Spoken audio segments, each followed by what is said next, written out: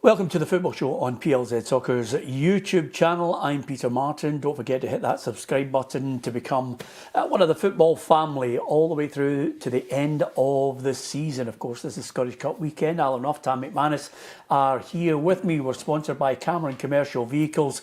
If you're looking for a quality and used or new van, then Sean is your man. Get onto the website and he'll help you out there. We've got lots to talk about, and of course, with it being the Scottish Cup fourth round, the beamy headlines. Pars boss Neil Lennon is out to cause an upset against his old side Hibernian. Is that possible for Dunfermline? Martin O'Neill says the club are making progress in recruiting new players to Celtic. Danny Rule is happy with his new signings and he's hoping there are more to come. Rangers fans, give us your thoughts on that. And Hearts are chasing the double with a tough Premiership tie against Falkirk in the Scottish Cup this weekend. That's just a few of the fixtures we'll be talking about. Of course, Rangers taking on Annan in the evening tonight, and we'll discuss that on Monday's programme as well.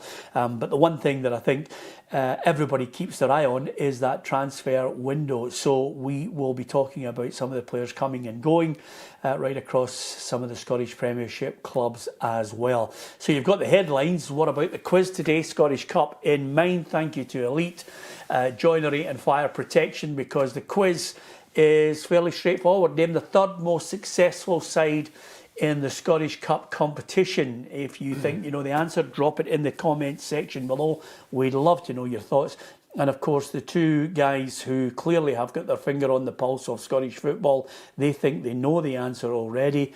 So we'll find out if Tam and indeed Roughie can give us that answer by the end of the programme. Who's the third most successful side in the Scottish Cup competition? Thanks to Anne, who's joined us today, Michael, and of course Haggis as well. And one of them says Celtic will need players in to beat the Talbot. We'll discuss that shortly. But of all the managers speaking this week, obviously they're trying to get deals done, Ruffy. Danny Rule seems to be more than happy with the players that he's getting in. He's just trying to get Andreas Skov Olsen over the line on a loan deal and get that all done and dusted. But he's hoping they'll get more in before the window closes. Yeah, they said it the other day there. He's head and shoulders ahead of Celtic, and they're identifying players come in. He's actually had more time than Martin O'Neill has. So I think he's identified the players that he wanted. He's got the players that he wanted, and certainly they're looking particularly strong at this moment in time. Yeah, obviously there are players that could be on their way out of the club to try and balance the books. I wonder if we are certainly I think in the final 6 months of James Tavernier. There's Panathinaikos have been linked with him, but I think James Tavernier will probably call a halt to his Rangers career in the summer. Yeah, I think he's obviously been a fantastic player for Rangers. I think he's maybe due a testimonial. I don't know if that's still in the offing. That might sway his mind. Obviously a big money maker for him, but yeah, I think a club like Panathinaikos come in. I think that it'd be a great end to his career to go and play in Greece the last couple of seasons under Rafa Benitez. So, listen, that remains to be seen if he does a deal. But he's got a real chance to go out as a hero, the Rangers captain that wins the league, and. It remains to be seen if he will go, but yeah, I think if a club of that calibre comes in for you, I think you've definitely got to think about it. Yeah, I think also, being the captain, if they have the dream finish to the season, and you certainly can't rule it out for them, they're still in two competitions, Ruffy. Yeah, I think his career so far has been superb. I think as a Rangers captain, to finish it with whatever it is at the end of the season would just sort of be the top for him. Yeah. I think it's very noticeable. He's not scoring as much goals as what he used to. I mean, he's scoring his penalties, but I mean, I don't know if his Rangers got a different style with a new manager. Maybe he's not been told to go forward as much as what he used to do, but he's certainly not scoring as much. But you can see now he's in and out of the team, so I think he'll be saying to himself, well, I don't think I'm going to be a regular next year. Yeah, I think it's funny you saying he's been a real success at Rangers. I think if anything, quite a few people, or a couple of things that they, trying to beat him over the head with is one, the success of Celtic kind of overshadows the fact that he's only got one title. Many people think he should have won more. But he was there in the years when Rangers were trying to get out of various other divisions as well. And to score 138 goals I just think it's incredible. I think he'll have a favourable place in Rangers history when they eventually, call time on it. Yeah, I don't think there's any doubt about that. Peter's not much he can do. It's not an individual sport, football, it's a team game. And listen, Celtic have been a dominant force majority of the time he's been in Scotland. So you're right, he showed great loyalty to the club, dropped down the divisions and managed to bin that squad that stopped 10 in a row. So I think he'll be fondly remembered for that. But, in terms of individual accolades, I think he's the highest scoring defender in British football history. It's some accolade. Yeah. Well, Scott's given us the typical, and listen, Scott's entitled to his opinion, but he's given us the typical, not just Scottish, but sometimes British attitude to it. He says he can't defend. And that has been the rod that's been, on his back constantly. That is a Scottish or British thing, Peter. We try and look at the negatives in people. He can't defend. He can't do this, can't do that. But what about the things he can do? He's got great delivery in terms of assists, his goals, not just his penalties, free kicks. Open play, scored a lot of goals as well. So I think he's a very, very talented player. And listen, we know the modern game now. It used to be defenders defend, clear their lines, put it in the stand. Now it's fullbacks are, the main thing they're looking for is fullbacks to go forward and create. Yeah. You see that at the top clubs. So I think he's done that for Rangers. Defensively against top teams, he has been found out at times, but I don't think you can take away the quality he's shown and the goals he scored and assists he scored for Rangers over the years. Yeah, nice touch by Willie, who says Tav gets a hard time unfairly, I believe. I agree with you, Willie. I think he's a genuinely nice guy. I had a chance to have a chat with him at one of the PFA Player of the Year awards, Roughie. I got a lot of time for him. I think, so what? He can't defend. But as Tam says, it's a team game. I mean, the amount of times that people have run off the back of him, that's fine. But he scores goals, he creates goals, and by the way, I think penalty kicks is an art. It's not something. I don't think it's luck. The last penalty he scored, he put it right in the bottom corner low. The keeper had no chance. Yeah, he's fabulous at free kicks as well. But I mean, it's all about strengths and weaknesses. What would you rather have him? Would you rather have him going forward from a full-back position and scoring that 100-odd goals? I don't even think a wide midfield player would score that many goals. So you just have to assess the amount of ground that he's covering, and if he's going forward so many minutes in the game, you can't expect him to be back there as well. I think if you've got that kind of attacking fullback, it's up to the defenders to cover for him. If he's charging forward, all you've got to do is just push over, and pick up if the ball's over the top. So I know in European games he's been caught out a couple of times, but I think for what he gives you going forward, just beats that. Yeah, two of the best fullbacks I think I've seen in Scottish football over a long and varied time watching it. Sandy Jardine was up there for me, but the best I've ever seen was Danny McGrain. Danny McGrain, his goals tally was incredible. Rough, he scored 9 for his entire career. Yeah. I think I announced 8 one year, and he absolutely leathered me. He said it was 9. I don't know if he was counting the one where George McCluskey flicked it in the Scottish Cup final, but Danny McGrain was unbelievable because he could beat players and cross the ball as well. And also he could defend. Yeah, but you have to remember as well, he was way ahead of his time. Yeah. We weren't talking about overlapping fullbacks way back then. Tommy Gemmell did it as well, but I think Danny obviously was going forward a lot more than on Tommy's side when he played. But no, I think Danny himself, I think anybody who was in the era of Danny McGrain, he would certainly be up there as well. Yeah, and I remember, and this is something that sticks in my mind because of my friendship with Sandy Jardine. I had him as a co-commentator for a couple of years in Edinburgh, Tam, and he always tells me this story, and he there's a slight bit of rage in the background where he's playing in the Dryborough Cup final, and he takes it, he says, Peter, I ran from my own half. He says, just inside our box, he says, I beat about 4 Celtic players.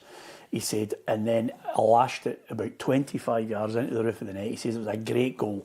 He says, the only thing I could think about was, this is the goal that's going to win the Dryborough Cup final. All the newspaper guys are going to be speaking to me. I'll be on the back pages on Monday. Everybody's going to be talking to me. It's going to be unbelievable. He had it all going through in his head. Scored a great goal, ran the length of the pitch. And then the next minute, up pops Davy Cooper. bops over 4 or 5 Celtic players' heads, takes it on his chest, side foots it into the net, puts his hand up, walks away as if it's just a game of five-a-sides.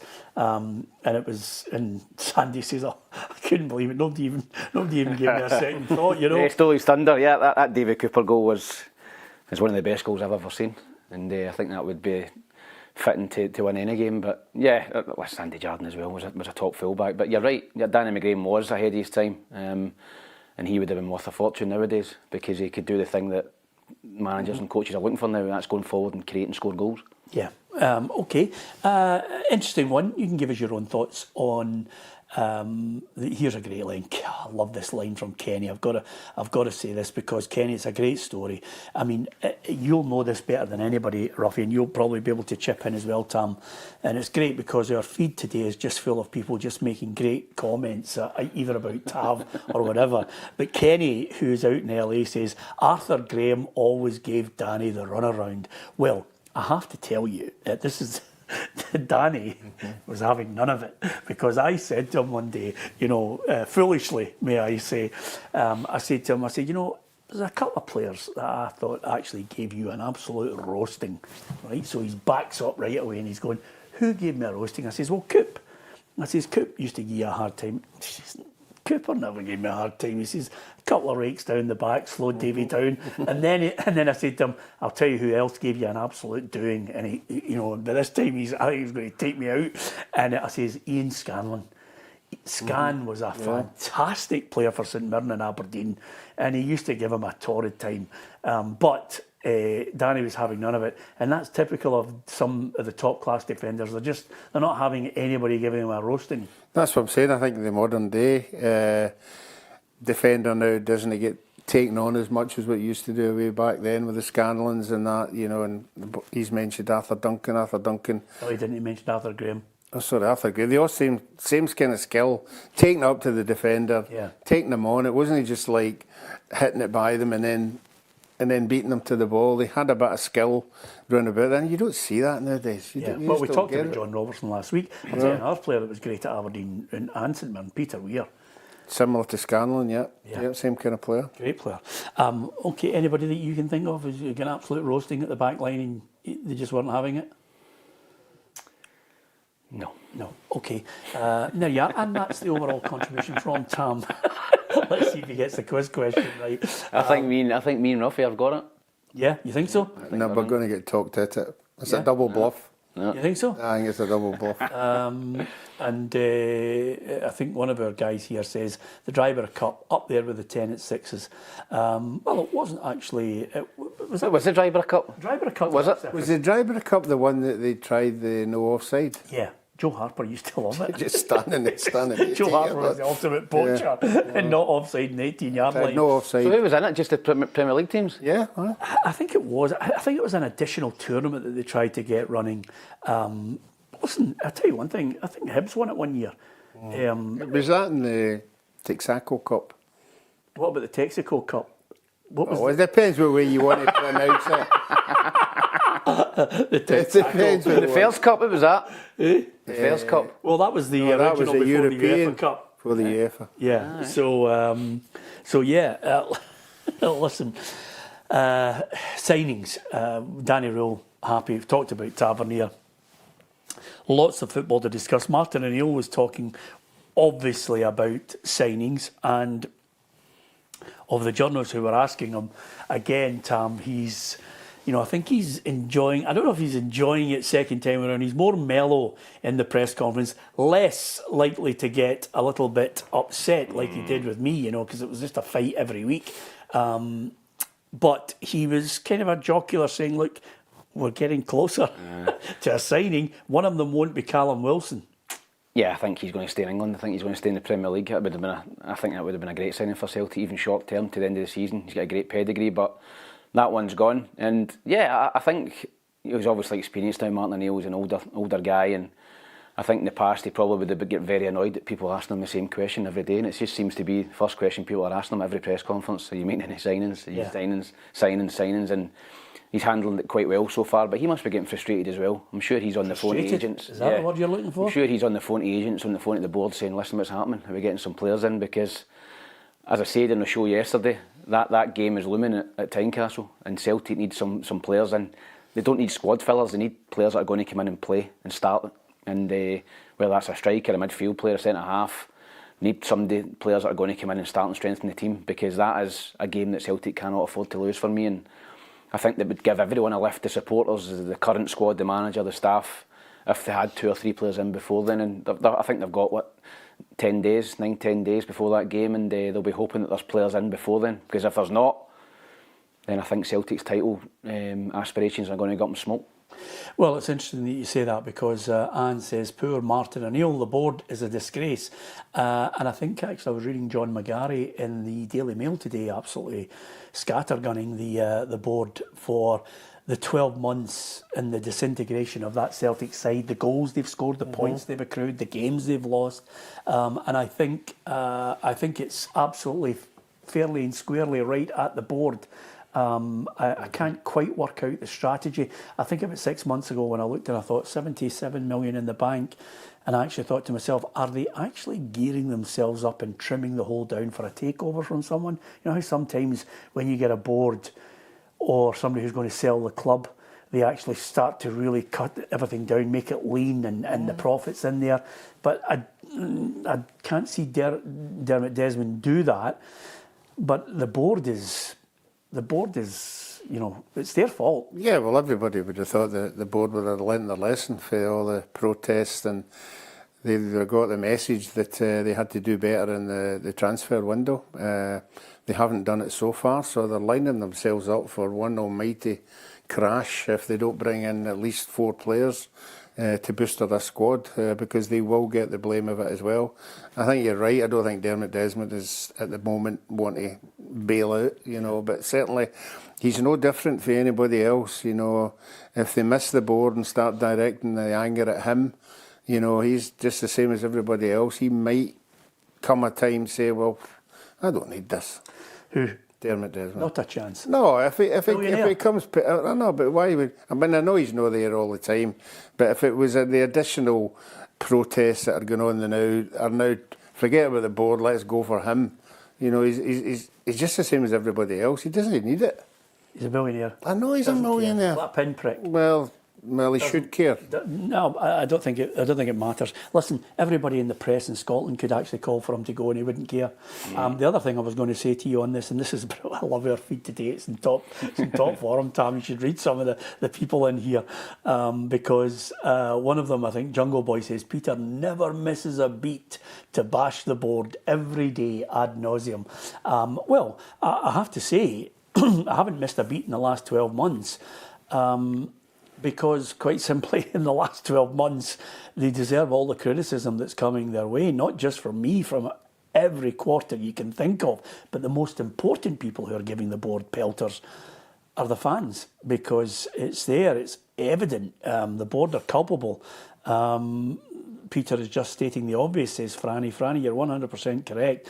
This is a board who have stayed silent. Chief Executive doesn't utter a word. He's lucky if he comes out every now and then. I think the last time the Chief Executive said anything on camera was, we're backing Wilfried all the way, this transfer window and the next one. So that gives you his calibre of contribution to what's happening at Celtic. And you know, there's no dossier that's been left behind by Paul Tisdale, because I think the only one that's been mentioned is possibly coming in as a Swiss defender, Aurel Amenda, which was mentioned by Stephen McGowan today. But other than that, you're looking, you're saying to yourself, John says, Peter's angry because he's not allowed in Parkhead. Believe me, it's a godsend.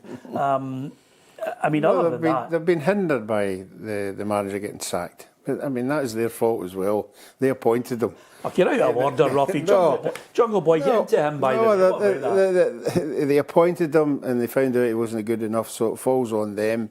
So the signing policy at this precise moment in time isn't as geared up as Rangers and Hearts. Rangers and Hearts have identified players from a month ago, and they've went out and got them. There is nothing there for Martin O'Neill. Well, unless I'm wrong, he probably been left with a piece of paper with names on it. And he's went through it and said, maybe him. But then you've got to get them over the line, and the Celtic board haven't been able to do that. Is there anybody in Scotland worth signing? Kieran Bowie apart, I don't even think he is the answer to Celtic's problems. Not that it's going to make Celtic any better. We all know Celtic need 2 strikers. They need a wide wide guy. Aye. At Motherwell. I'm surprised Celtic and Rangers have no bidding for Maswanisi. I think he's very good. Really impressed with him at Easter Road. The only thing about it, Tam, I do like him, and I do like him when he's coming in, is he tends to like being on the shoulder of a high line. He's really good running onto the ball. I'm not saying he can't hold it up, but he likes running onto a ball. And is he the calibre that's going to fire Celtic too? And I think they need 2 strikers. I mean, I was speaking this morning to a footballer who actually played for Celtic, and he was saying to Motherwell they've been a joy to watch. He said, but when you look at the standard of the player that's at Celtic at the moment and how the club's just literally, I mean, for over a 12-month period, I genuinely can't work out the game plan. I mean, by the way, can I just say, I mean, I was joking apart with Jungle Boy there and a few others about this, but not only have they've gone about their business, Celtic, in 2 ways. Me being barred is neither here nor there. There's 4 or 5 others that have been barred. They've actually gone about it and saying, we're not taking the criticism, so we'll bar people. So they've barred ex-Celtic footballers, they've barred the BBC News, they've barred somebody else. They've barred about 5 or 6 people. So they've gone down a policy almost like a certain high-ranked government official elsewhere who anybody who criticises them, are quickly in trouble. I want to go to the World Cup. Don't say that. Don't say that on air. I'm keeping my... You'll not get in. I know, exactly. That's what I was thinking. Anyway, I was talking about the guy in Venezuela. So they've gone about that business. Then they've gone about the business of just quite simply, they just sign players over and above what the manager wants. But they've done that for years, Peter. As long as they think they're ahead of Rangers and they don't have to go away any further away, they've just sat in their laurels and stripped the club, got the money, which is fair enough. You can't complain about that. But Rangers have now got their act together, and there's no gap anymore. There's no that gap that was there maybe 4 or 5 years ago. It's been closed, and you would think if you were in the powers that be at Celtic, you would say, well, okay, let's just flex our muscles here and just stretch away again, but they haven't done that. Yeah. And individually, they'd have to give the Celtic supporters a reason why.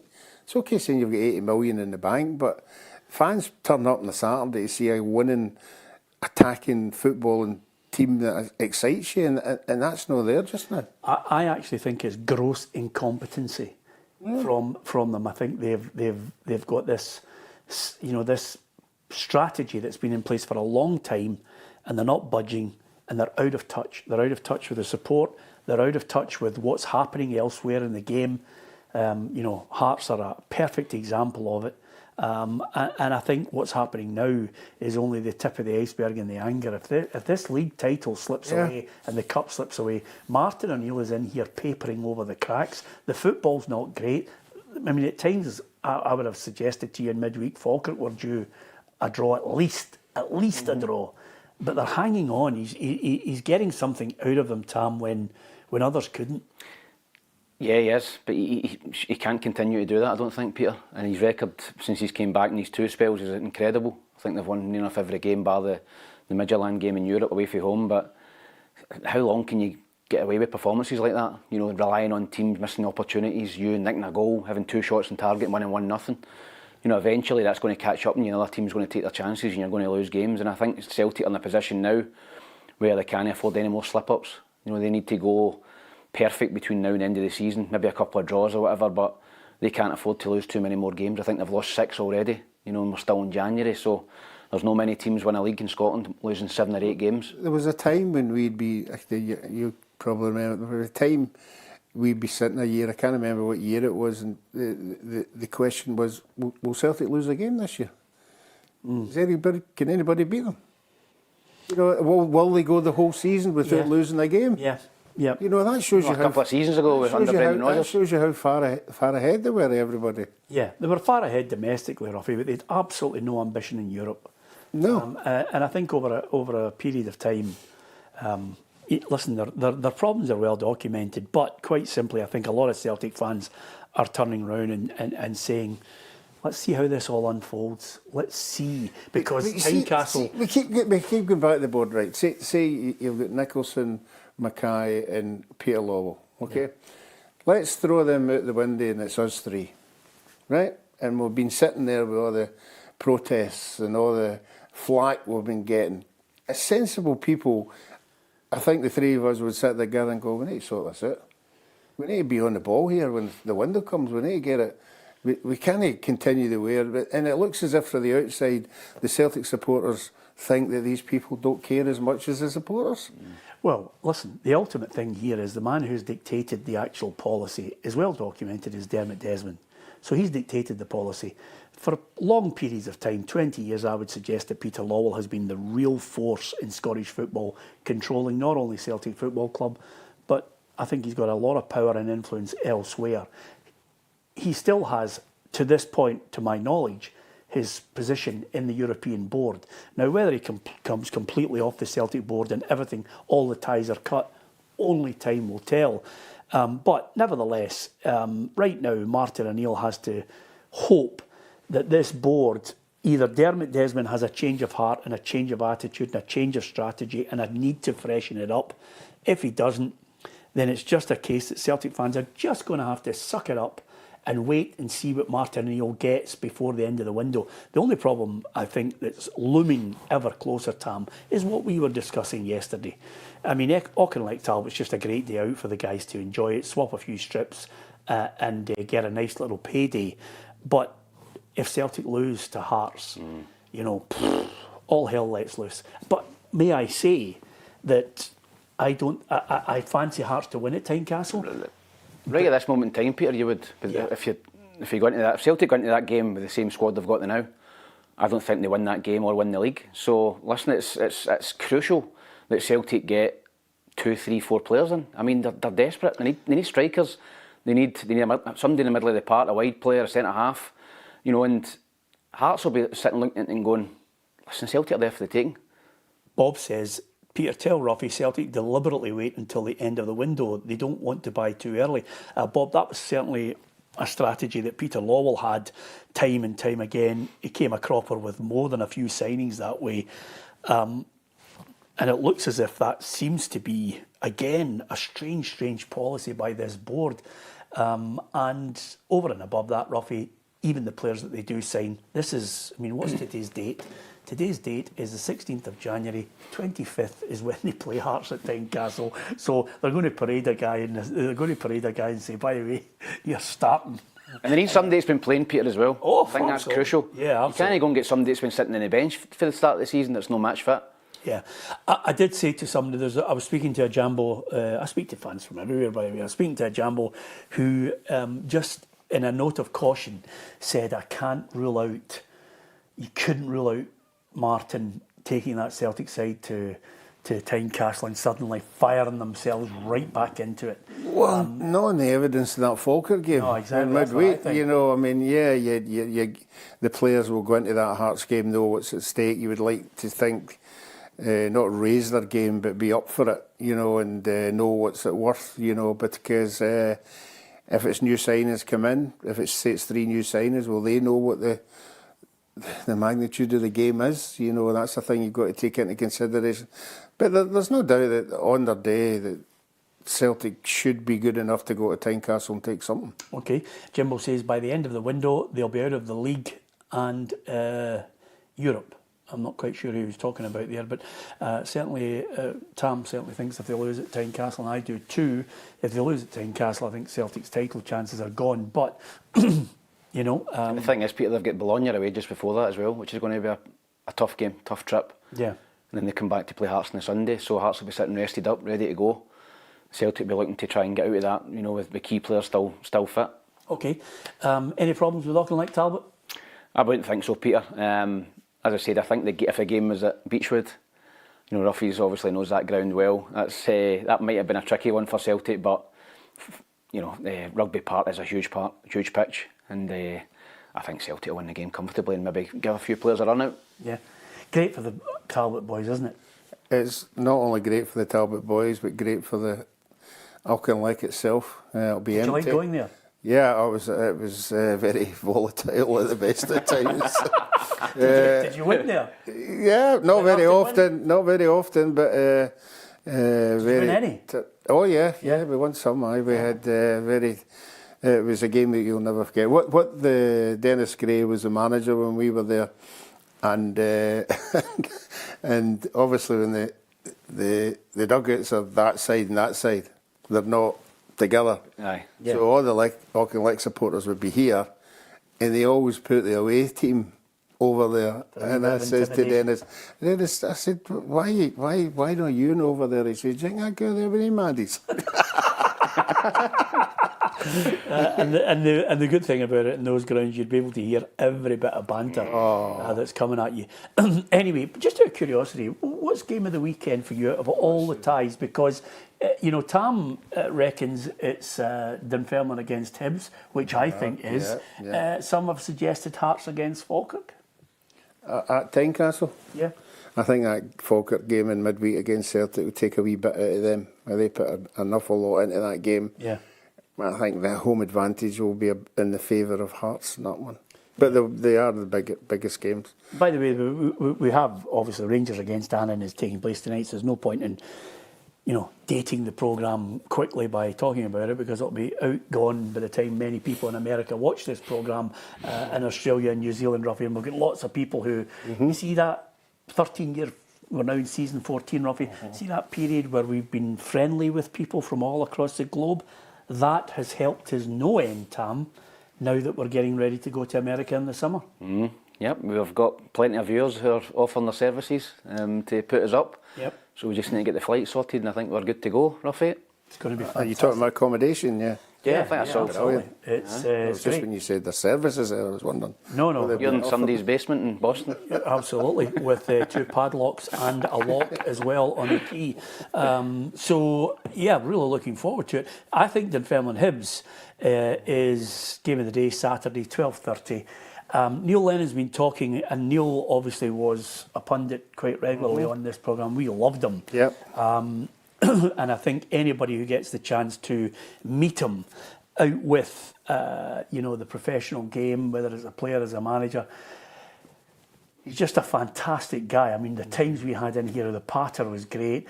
And David Gray was speaking about him in very glowing terms, which we'll talk about in a moment. But I think the more personal side of it is he's had to go through a really devastating couple of weeks. Losing your dad and somebody that was, as close, must have been really difficult to deal with for him. Yeah, I think we've all been there. I think a footballing sense, if your dad dies, the immediate thing you think is, what would my dad be asking of me here? Obviously, he's passed away. I think 9 times out of 10, he'd want you to play the game. He'd want you to continue your career, have a bit of a memory about your dad at the games and that. And I think Lenny would be the same, he would want to do it. And obviously, if he won the game, he would obviously donate it to the memory of his dad, dedicated to memory of his dad. And that's what people do in football. They have, as far as your family's concerned, very, very close. But I was interested in him saying, he said he thinks he's mellowed a wee bit in the touchline. We'll soon see tomorrow. Although I have to say, he's got a really good reputation at Hibs. You know what I loved about him at Hibs? He wasn't for coming into a press conference and going, well, that was a good 1-1 draw. He wasn't having it. He's a winner, pure and simple. He's a winner as a player. I played against him many times as a player and as a manager. His record's incredible, for Celtic. So, yeah, I think it was a fantastic appointment just after Hibs won the Scottish Cup, and he needed somebody to get them out of the Championship. Neil came in, got them out at the first attempt.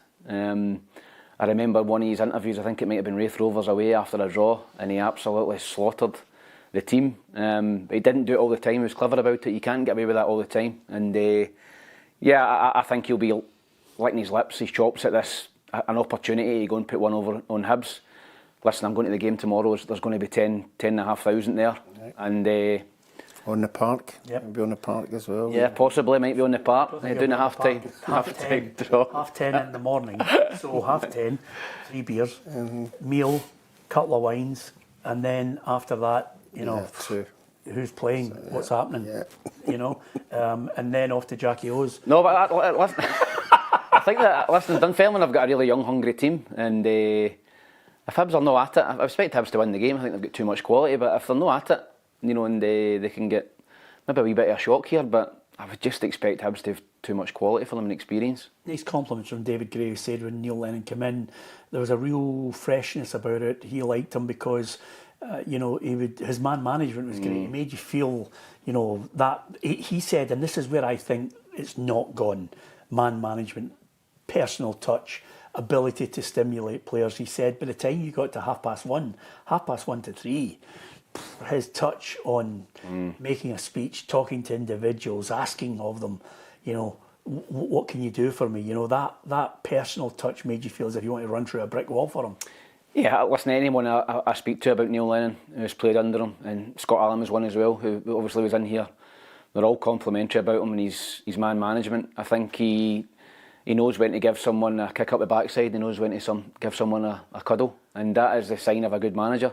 You know, if you come out and berate people and slaughter people every week, then it's not going to have that same effect. And if you do it once every now and again when it's needed, so I think his record speaks for itself. Everywhere he's been successful. So yeah, as I said, he'll be really excited about this game. Full house, East End Park, and he'll be wanting to put over one on his old team. But he is still held in high regard at Hibs because of the job he done there. Billy says Jackie O's was in Kirkcaldy, Peter. It's now been demolished. That's a blow. It's a blow for Tam. As if you can't go from Dunfermline over to Kirkcaldy. What was the other club there? I thought Jackie O's was in Dunfermline. No, it was Kirkcaldy. I can't remember one in There was one in Dunfermline. There was a good one in Dunfermline. I've been to that as well. Yeah. We used to go a tour of these places. There was a great place in Livingston called Melville's, which was fantastic. Jackie O's, and then there was definitely one in Dunfermline, I remember. I'm surprised you can't remember. Was never written Dunfermline. Ever? No. Wow, that's weird. You must have been barred. Anyway, and Random says I'd take Neil Lennon at Aberdeen. Don't start that argument on here. I've already taken pelters for that one. Yeah, good lad. Him and Robbo. So apart from that, I read your column today because I had 5 minutes when I was bored out of my skull and I thought I'd better read it. You think Kieran Bowie just has to try and stay focused with all the transfer talk? Yeah, listen. That's all he can do. All he can do is keep playing well, scoring goals, keep his head down, working hard. And I'm sure David Gray's been saying that to him in the background as well. I'm sure his parents, his agent, people close to him are saying, listen, just keep your head down, keep scoring goals, playing well, and you'll get your move. The worst thing you can do is let speculation affect you and affect your game, and then you maybe not get that move. So, yeah, I think he's obviously been linked to a lot of clubs. I think him and Mulligan there'll be a lot of teams looking at both of them. You're talking about who could Celtic and Rangers sign. I think they're two that they'll be keeping their eye on in Scotland. So, listen, all Kieran's got to keep doing is for now at the end of the season, get another 10 goals and get yourself on that plane to America, and then in the summer, you know, you might get an even bigger offer for somewhere in England. Hibs or Dunfermline? I think Hibs will just nick it, but I think it'll be a close game, 2-1 maybe. Yep, Hibs 2-0. 2-0. Comfortable 2-0?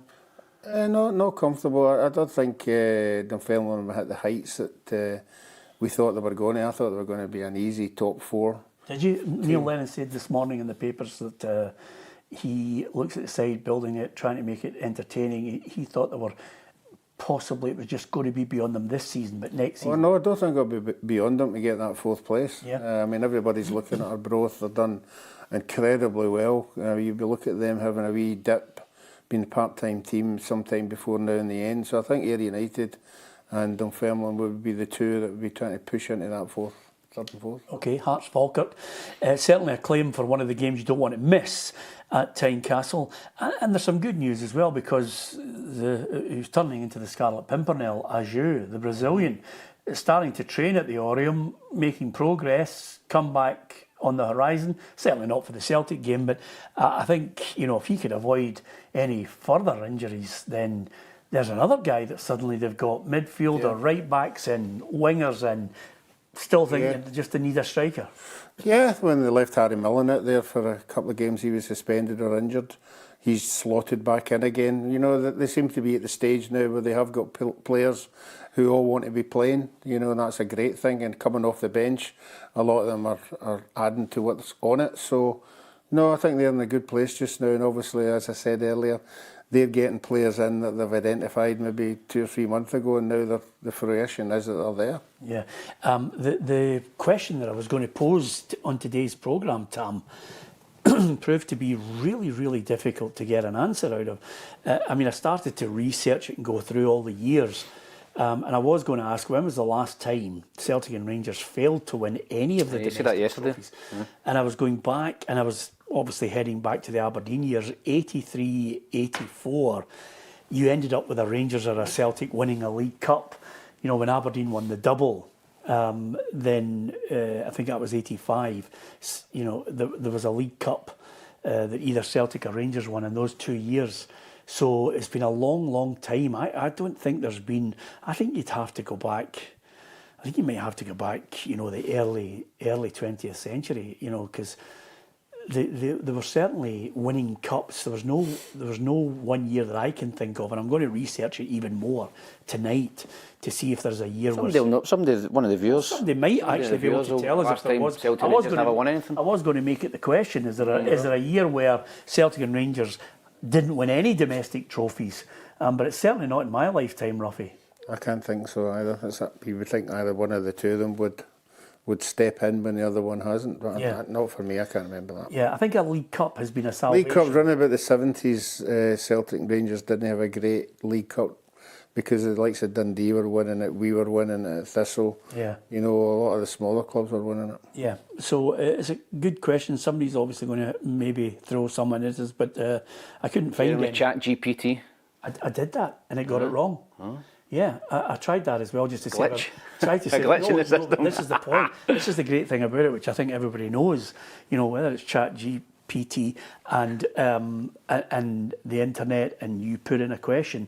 You know, I always say to every journalist that's ever worked for us, don't trust, you know, cross-reference everything, because when it said it's 1983-84, I then said, no, it's not, because I'd checked it across, and it went, yes, you're right. So, you know, it doesn't give you chapter and verse on it. Sometimes it makes mistakes. Anyway, I'm going away from the fact that Hearts are playing Falkirk. Falkirk obviously have lost twice to the Jambos. I thought they gave a really good account of themselves against Celtic. Two good teams. John McGlynn, you know, I think might actually just slip up with this one. I think they will. Yeah, no, Hearts are on the... Fancy Hearts for the double? Well... a lot of supporters will think that's the case, yeah. When they put it, I mean, obviously, the favourable draw, you've got to wait and see who you get in the next round. But certainly at this moment in time, they're going down to 10 men and winning games comfortably. That just shows you how strong they are. If Derek wins the double, they'll have a statue outside Tynecastle. Is that fair? Nah, just the one double. A double? One double. No, a statue. If the Hearts win the league, if they win the league, they'll have a statue on the outside. No, they won't. What? No, they won't. Are you kidding me? A statue. There'll be a clamour. How many statues have you seen in Scottish football? When was the last time Hearts won the league? Billy McNeil, John Gregg, Alec Fair. Come on. Dave Mackay was playing the last time Hearts won the league. See, you got a statue? No. But it's a long, long time, isn't it?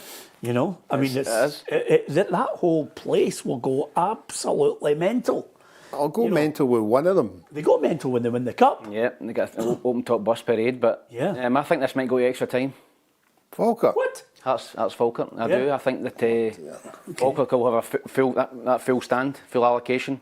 I think that will drive them on. I was impressed with them during the week, and I think Hearts might sneak through in extra time. Okay. Kilmarnock against Dundee's an interesting one, because you've got two guys who used to hang about there. I didn't know they used to go on holiday together. Did you ever go on holiday with any of your teammates?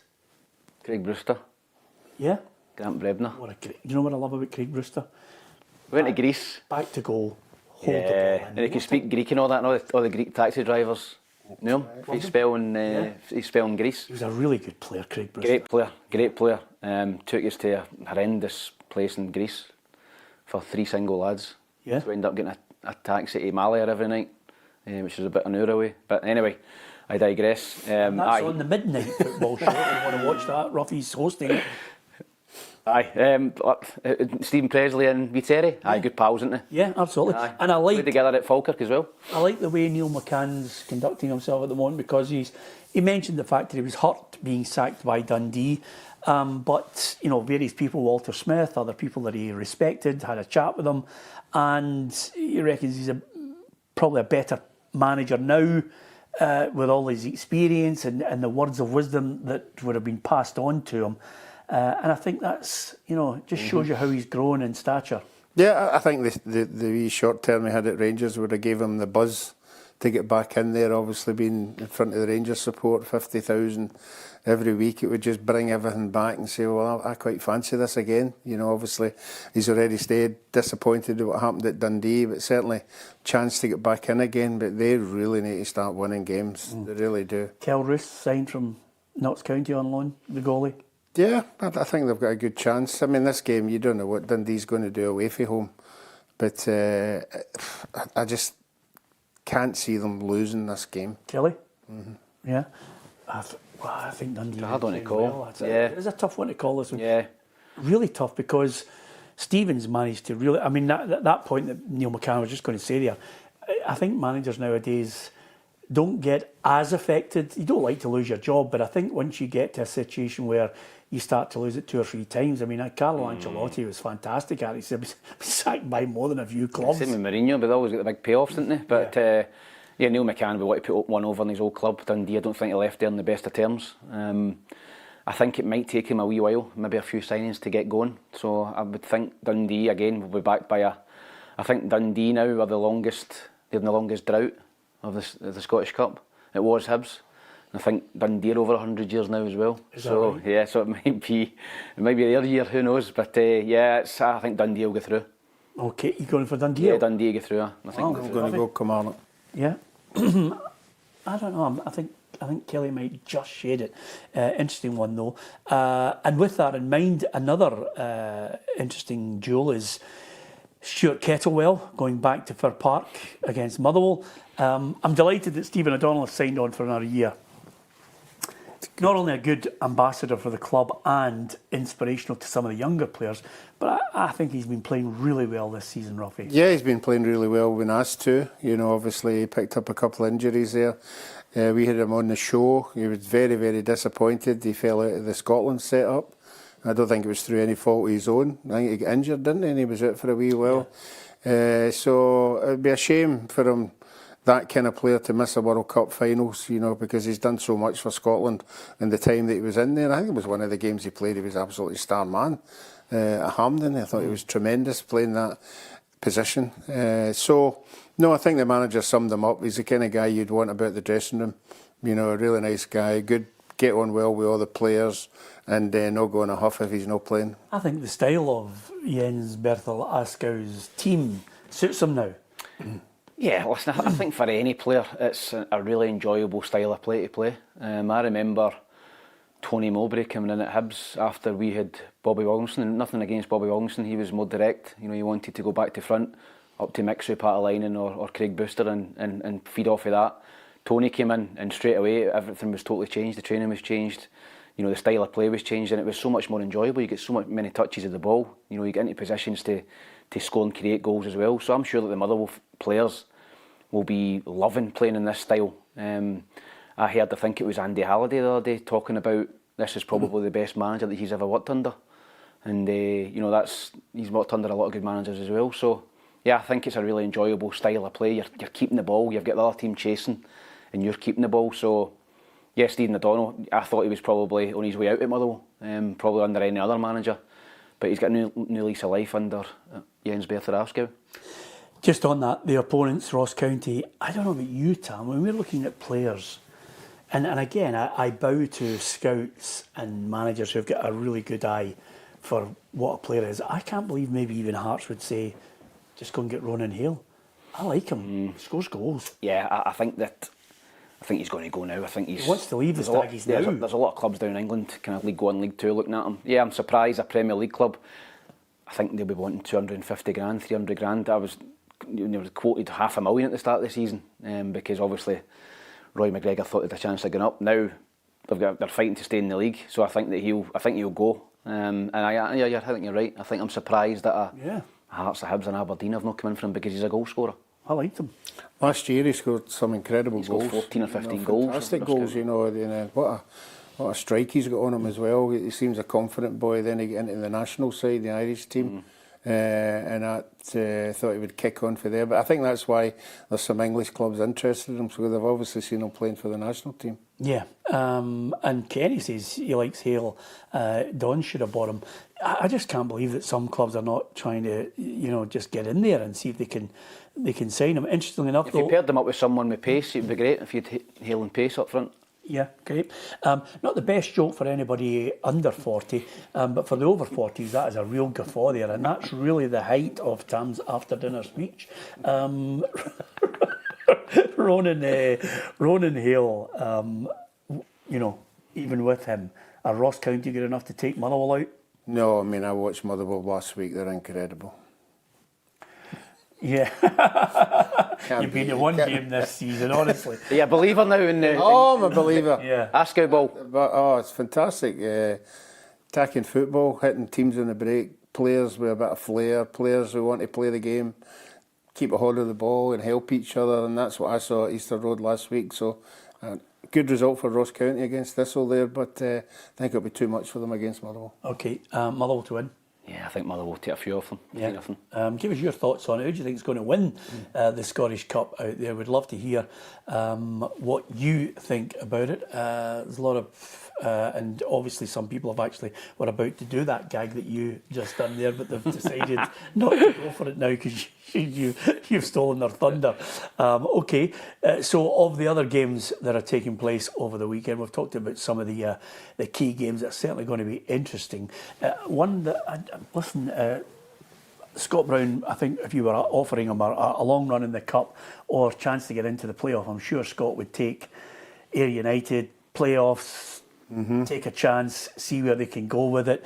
Will they go up there to Dundee United and offer a wee scare to Jim Goodwin? It would be probably a nice feather in his cap, bearing in mind that as soon as Jim Goodwin got to Aberdeen, Scott Brown was out the door.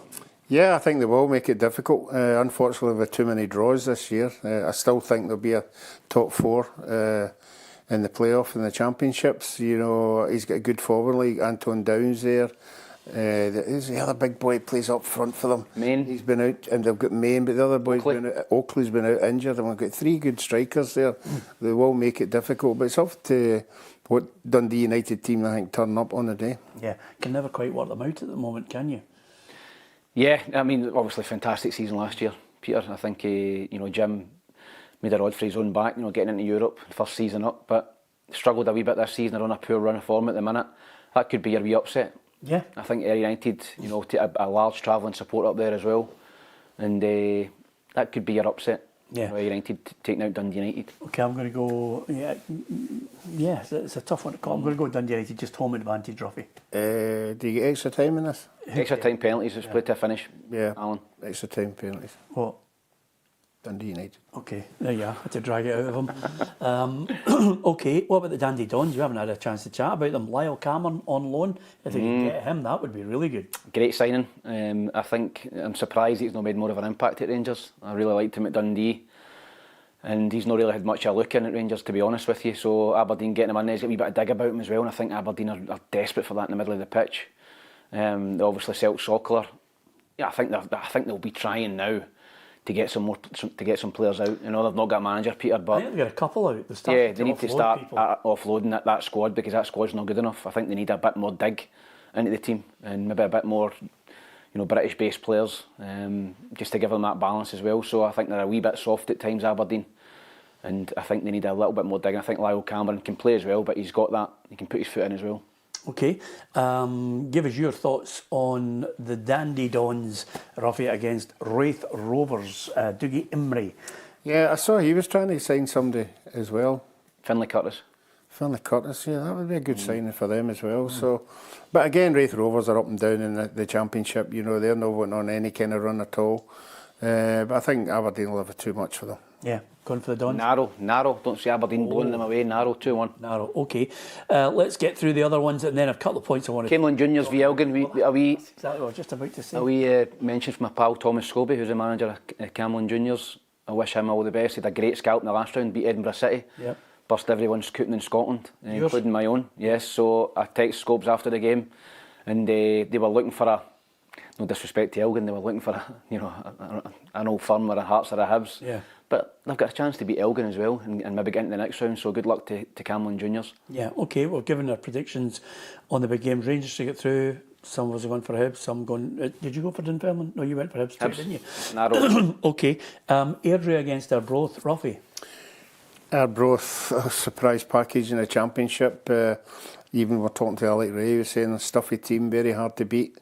Airdrie are got a new manager in now, they're getting results. I think this one could go all the way as well. Cameron Juniors, Elgin? Elgin. Right. Kelty Hearts Cove Rangers, Roughie? And remember, by the way, we've been there before, and there could be a couple of gigs at Kelty. It's up to yourself. You want the big one at Cove, but you know. Every time I go up there, I get 3 penalty points. You? Yeah, and the flashing cameras. Ah, yeah. Well, there's a way to avoid that. Try not to go drive. 70. I'm going to go Cove Rangers. Yeah.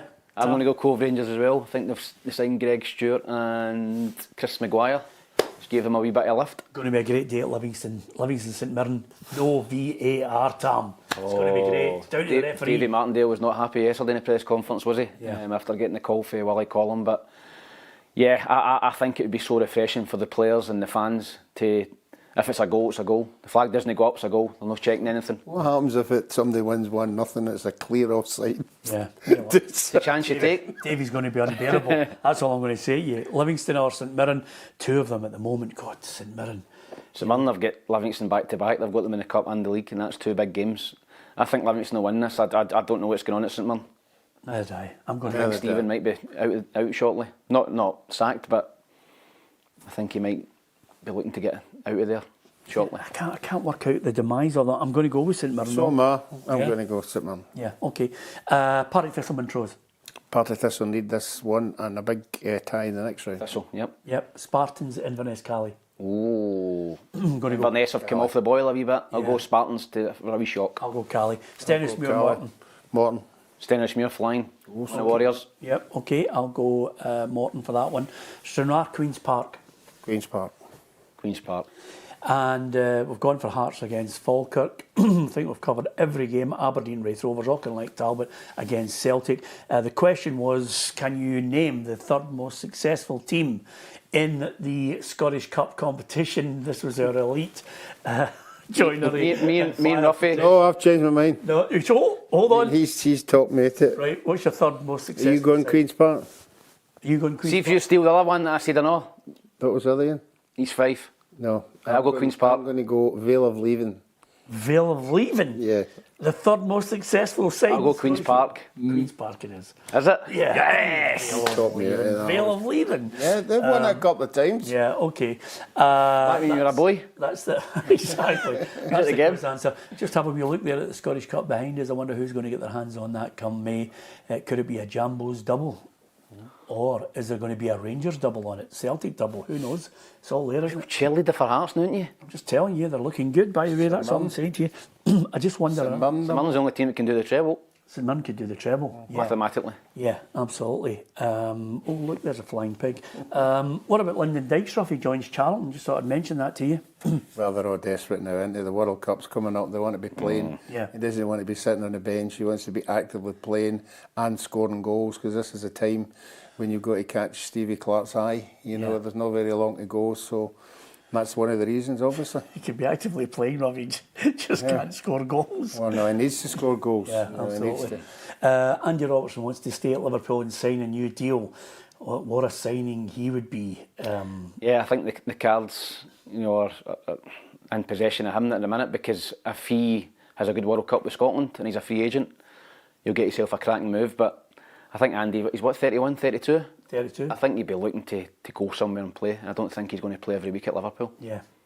Heading back north? Possibly. He's a big Celtic man, isn't he? He's a big Celtic supporter. Before the window? No, don't be silly. Shit. Don't be silly, Robbie. There's still another few days to go before Celtic start making signings. In fact, if they go according to plan, I think 13 days from now should be Celtic's first signing in the transfer window.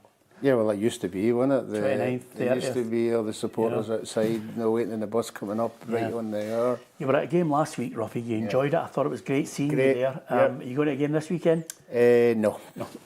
Tam, enjoy Aye, yourself. yep. Remember, by Yes. the way, don't make a spectacle of yourself there. No. Just remember the company. Yeah, absolutely. Just have a few jars. Enjoy your meal. Yeah, well. Pick out the right number that we told you with the sticky tape at the half-time draw for Ruffy and myself, and then... No, I'm looking forward to it. It's a sellout, 10,500 there.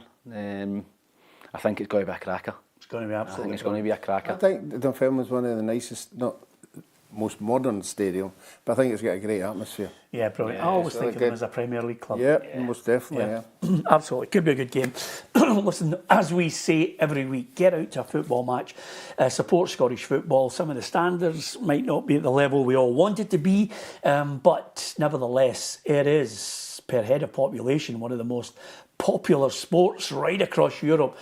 Scottish fans love their football. We love it as well. On Monday, we will reflect on the results. Will there be a cup shock along the way? Thanks to our sponsors, Cameron Commercial Vehicles. Don't forget, if you're looking for a new or quality used van, Sean is your man. Be Me are our sponsors. You can download their app now in the App Store. It's your AI twin. It actually helps your business when you are out there working. It'll take calls and arrange meetings for you. And let's not forget also joinery and fire protection. Damien and the boys are doing a great job there at Elite. From Ruffy, from Tam, from myself, Peter Martin, have a great Scottish Cup weekend.